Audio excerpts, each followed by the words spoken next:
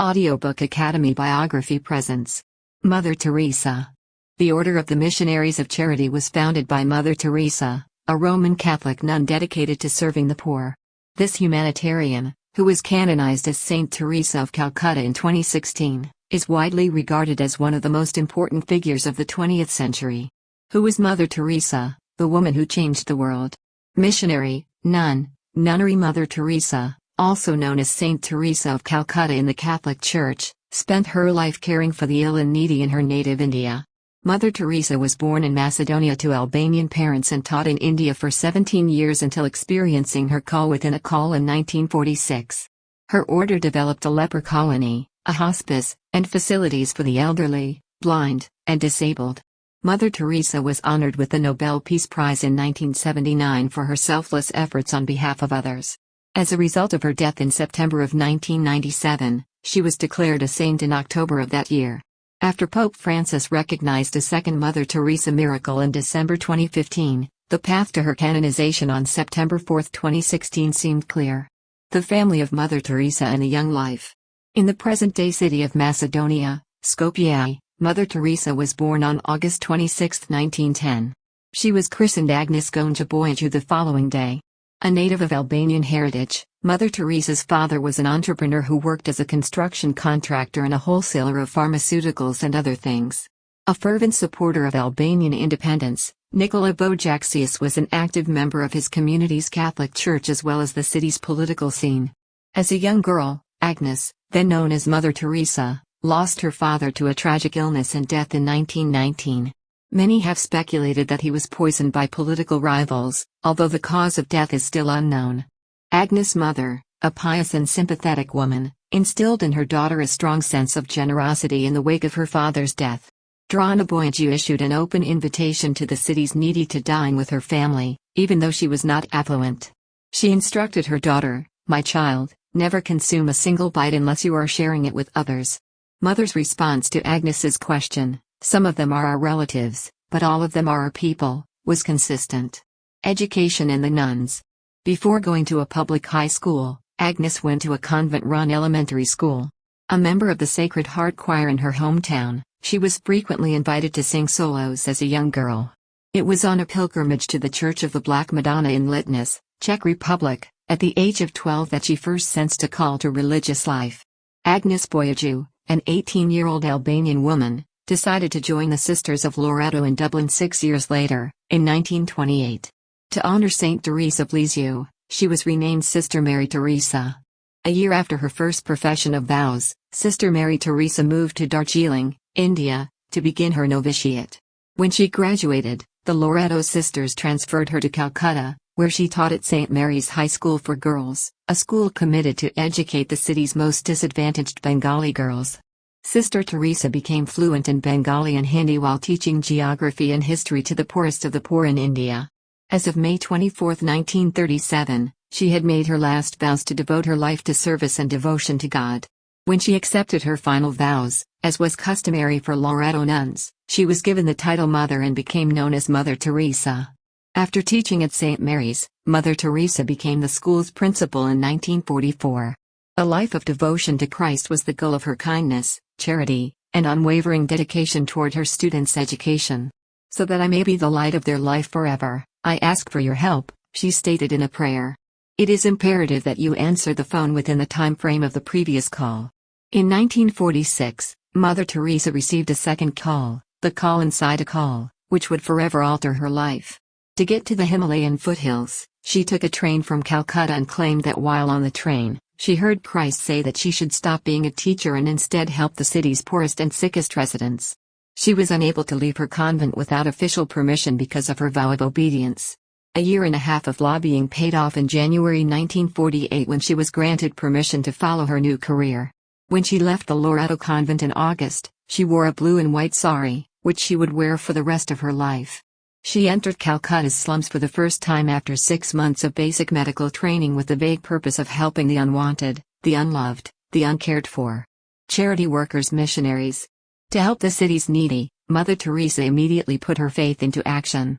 Using a derelict building donated by the local government, she constructed an open-air school and a home for those who were dying of starvation. When she created the Missionaries of Charity in October 1950, she had only a handful of members, most of them former teachers or students from St. Mary's School. She received canonical sanction for the new congregation in October 1950. Mother Teresa's charity work grew tremendously as her flock grew and gifts flowed in from all over India and the world. She built a leper colony, an orphanage, a nursing home, a family clinic, and a network of mobile health clinics during the 1950s and 1960s.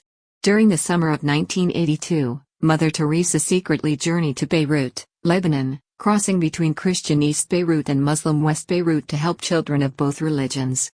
In 1971, Mother Teresa moved to New York City to open her first American House of Charity. Mother Teresa returned to New York in 1985 to speak at the UN General Assembly's 40th anniversary. She also opened Gift of Love, a home for HIV/AIDS patients, while she was there. An overview of Mother Teresa's honors and awards.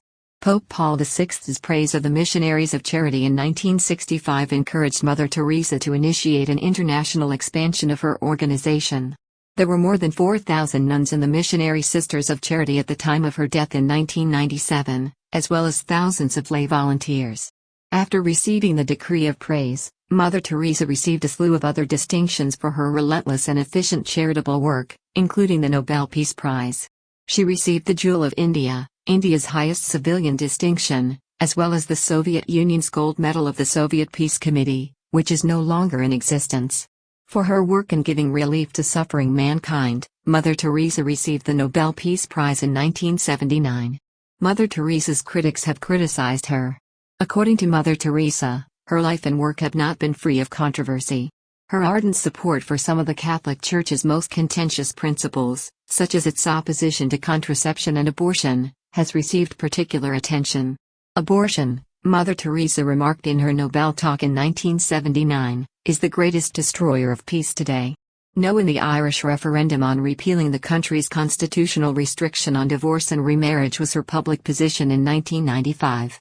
Christopher Hitchens' book The Missionary Position, Mother Teresa in Theory and Practice contains some of the harshest criticisms of Mother Teresa. Hitchens argues that Mother Teresa glorified poverty for her own ends and justified the preservation of institutions and beliefs that sustained widespread poverty. Death. Mother Teresa died on September 5, 1997, at the age of 87, after a long battle with heart, lung, and kidney disease. Letters of Mother Teresa. Upon publication of her private correspondence in 2003, the crisis of faith that afflicted Mother Teresa for the most of the last 50 years of her life triggered an extensive re-evaluation of her life. Where is my faith? Even deep down straight in there is nothing, but emptiness and darkness. My God, how awful is this unknown pain. I have no faith, I dare not say the words and ideas that crowd in my heart, and make me endure untold agony, she said in a letter to a confidant.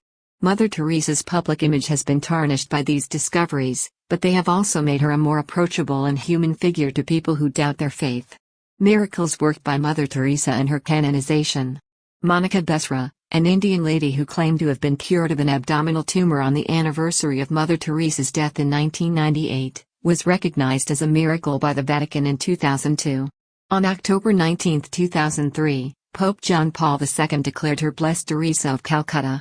Mother Teresa is now one step closer to canonization after Pope Francis recognized a second miracle attributed to her on December 17, 2015. Marcílio Antorino, a Brazilian man who was diagnosed with a viral brain illness and fell into a coma, was the subject of the second miracle.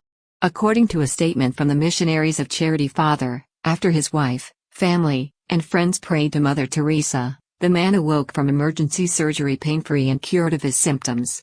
On September 4, 2016, the day before the 19th anniversary of her death, Mother Teresa was canonized. Vatican City's St. Peter's Square played host to the canonization liturgy, which was celebrated under the direction of Pope Francis. People from all around the world came together to commemorate a woman who was known as the Saint of the Gutters during her lifetime for her philanthropic work with the needy.